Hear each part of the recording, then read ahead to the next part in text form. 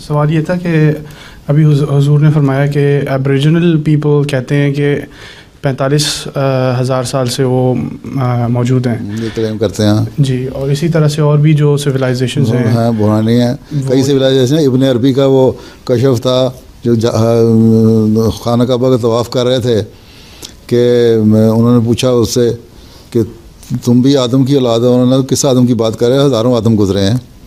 जी हुजूर।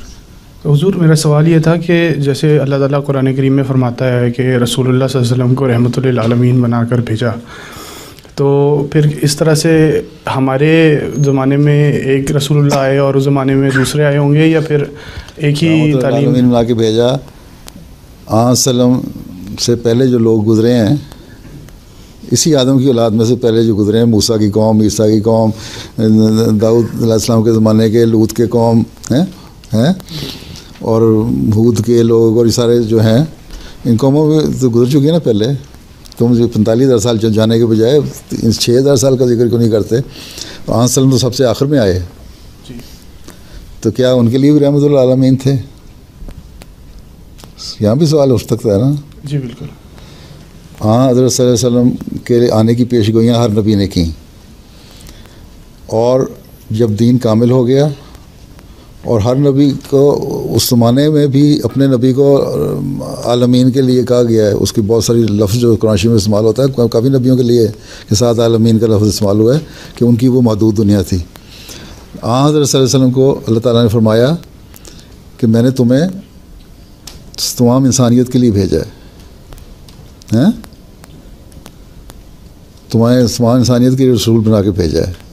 इसलिए जहाँ तक इंसानियत है वहाँ के लिए वो रहमतुल आलमीन है, और नई इंसानियत कहाँ पता करेगी? किसी और प्लैनेट में अगर तुम्हें इंसानियत नज़र आती है तो वहाँ भी है। इसको उस आयत के साथ भी तो जोड़ो ना कि मैंने आपको तमाम इंसानियत के लिए रसूल बना के भेजा है। ये भी तो कुरान शरीफ की आयत है ना। जी जी। या यो नासो रसूलुल्लाह अलैकुम जमीआ, ये आयत इसी तरह है ना।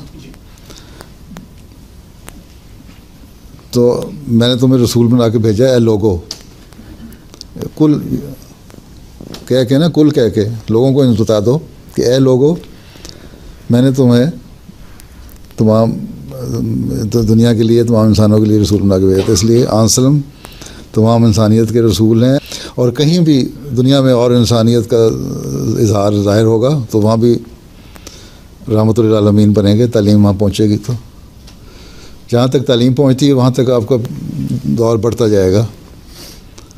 जब दूसरे सयारों में आपकी तालीम पहुँच जाएगी तो वहाँ के लिए भी रहमतुल आलमीन हो जाएंगे।